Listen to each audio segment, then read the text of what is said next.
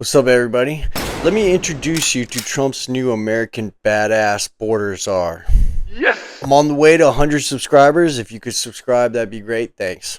We have seen one estimate that says it would cost $88 billion to deport 1 million people a year. I don't know if that's accurate or not. Is that what American taxpayers should expect? What price do you put on national security? Is that worth it? Is there a way to carry out mass deportation without separating families? Of course there is. Families can be deported together. Because of Biden's open border crisis, we have record number of fentanyl trafficked into the country. We have record number of ODs. We've never had OD rates this high. We have record number of seizures of fentanyl at the border because there's so much being smuggled in right now that it's insane. They're setting records for how much they're seizing at the border.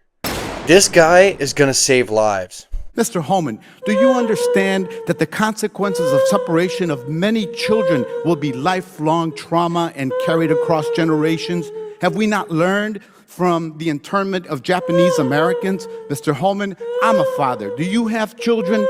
How can you possibly allow this to happen under your watch? Stupid. No, that's okay. I'm sorry. Do you not care? Is it because these children don't look like children that are around you? I don't get it. Why not, you stupid bastard? Have you ever held a deceased child in your arms? First of all, your comments are disgusting. I've served my I country. find your I've served my comments country. I've disgusting served as my well, country sir. for 34 years. I find your this comments is out of disgusting control. as well. I've served my country for 34 years, and yes, I held a 5-year-old boy in my arms. That in back of that tractor trailer, I knelt down beside him and said a prayer for him because I knew what his last 30 minutes of his life were like, and I had a 5-year-old son at the time. What I've been trying to do my 34 years serving my nation is to save lives. So for you to sit there and insult my integrity and my love for my country and for children, that's why this whole thing needs to be fixed. And you're the member of Congress. We agree on that. Fix it. This room has seen what I've seen in my 34-year career. Very well. No one has experienced what I've experienced. I've saw many dead bodies coming across this border. And you want to talk about the memo? This memo is one option to stop death. Not just about enforcing the law, stop death. If you want to legalize illegal immigration, good luck with that, because it's going to get a hell of a lot worse on that border. If you say, well, okay, from now on, there will be no consequence, no deterrence. It's not illegal to come to this country illegally. More families would come. 31% women would be raped. More children would die. We're a nation of laws. If you don't like it, sir, change it. You're the legislator. I'm the executive branch, and I've served my country honorably for 34 years. And I will not sit here and have anybody say that I don't care about children because you're not the same color as my children. Thank you very much. I don't know who this pendejo puta madre is, but he can barely read, stupido. You wrote the statement yourself. You can't even read it? What the fuck's wrong with this guy? I'd be embarrassed if that guy was representing my district. I'd be like, dude, we put somebody in there that's representing us that can barely read? What? He's reading like, he sounds like a 5th grader. Yes! Dates back to April 23rd of 2018, Hello, I'm Mr. Ed.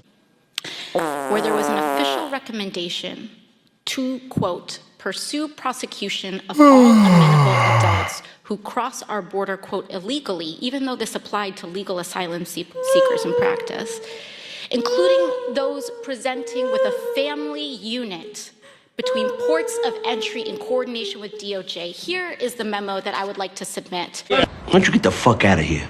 To the congressional record. What is the name of that? It is the memorandum for the Secretary Hello. from Homeland Security. Date. April 23rd, 2018, subject increasing prosecutions of immigration violations. Without objection. And so I looked at this memo, and it seems like this is the source of it. And it seems as though, Mr. Holman, that you are the author. It says here from yourself, Kevin Michalinen, and Francis Cisna. Well, I can't read. Is this correct? Did you sign the memo? I'd have to see what you... Give him I'd be happy to provide it. And we'll provide it over, but I would like to note that here it says the official recommendation There were 3 different options presented. The third included the option for family separation. This initiative would pursue prosecution of all amenable adults, including those presenting with a family unit. Mr. Holman, your name is on this, is this correct? Yes, I signed that memo.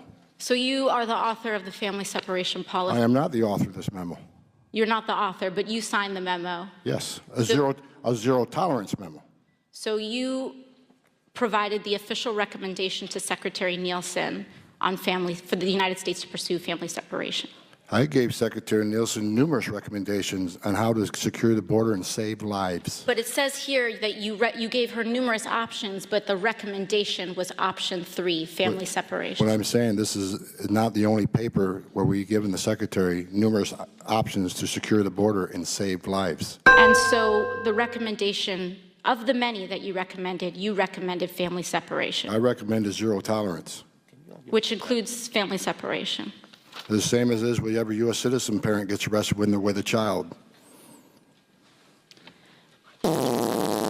Zero tolerance was interpreted as the policy that separated children from their If I get arrested for DUI and I have a young child in the car, I'm going to be separated. When I was a police officer in New York and I arrested a father for domestic violence, I separated that father Mr. from his Holman, family. with all due respect, legal asylees are not charged with any crime. What?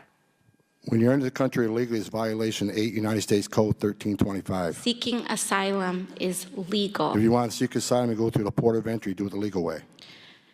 The Attorney General of the United States has made that clear. Okay.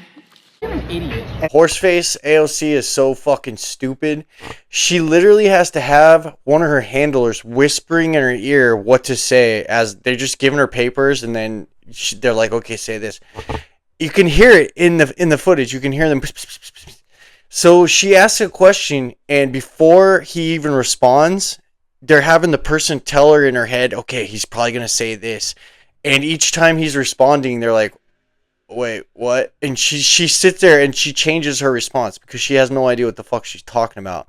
He totally embarrassed her. She's a fucking Democrat stooge. This woman has never gotten anything done in her district. It's actually sad that they keep putting her to represent their district because she's completely worthless. But, you know, what's new? These people only exist to block anything from actually getting done. That's like, I guarantee you that's the only thing she's going to do the entire time that she spends whatever time she has left. She's going to spend all her time dedicated all to just blocking whatever bill she can. And it won't matter for the first 2 years because they voted down ticket for Republicans. We got the House, the Senate, and the White House. So you can try, but you're better off just working together to actually get something done. But they don't want to get anything done. I got a message. As a guy who spent 34 years deporting illegal aliens, I got a message to the millions of illegal aliens that Joe Biden's releasing our country in violation of federal law. You better start packing now. Yes!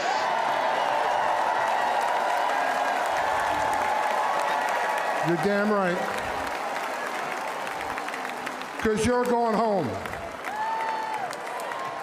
I got another message. Another message to the criminal cartels in Mexico. You smuggled enough fentanyl across this country to kill 148,000 young Americans. You have killed more Americans than every terrorist organization in the world combined. And that's when President Trump gets back in office. He's going to designate you a terrorist organization, and he's going to wipe you off the face of the earth. You're done. You're done. Mr. Holman, Look, please respect the chair and the authority of the chair. The time of the gentleman has expired. I've asked you politely to let me go beyond my time, and you let other people go beyond their time, but not to Tom Holman. He don't get me go beyond his time. Mr. Holman, we have This is approved a an circus. agreement This is a circus. between the Republicans and the Democrats with the ranking member. We increased the time of one witness, one member of Congress who was interrupted by a protest. That is done with the approval of the ranking member. Please respect the chair's authority. I respect the chair's authority, but the chair... Mr. Holman! You work for me. I'm a taxpayer. Shut up, bitch! I'm a taxpayer. You work for me. That obese sausage-looking man from New Jersey, I think, is already saying he's going to sit there and protect all the illegal criminals that he has in his state because he's just an idiot. And I don't know why these people think that this sends a good message to America, saying you're going to protect criminals. Anyways, he has a plan. They all have a plan. In this last clip, he's going to share a little bit of what they're going to do for people like him. Border Patrol officials, people who work the border, are excited that you're the guy, Tom. First this, how are you going to deal with Democrats and blue sanctuary cities and states saying they will oppose you? They got to get out of the way because we're coming. I mean, I'd much rather work with them and target, because, you know, it's clear that we're going to target public safety threats and national security threats first. That's our priority. And I would think any elected representative, a mayor, a governor, especially the police chiefs, would want to work with us to remove public safety threats and national security threats out of their states. But if they don't want to help, fine. Just get the hell out of the way, because ICE is going to do their job, and they're not going to stop it. So if you say in New York City, you're going to double the manpower to get it done? We have to. I mean, look, it'd be nice to have a force multiplier. It'd be nice if they let us give us access like Rikers Island that we used to have.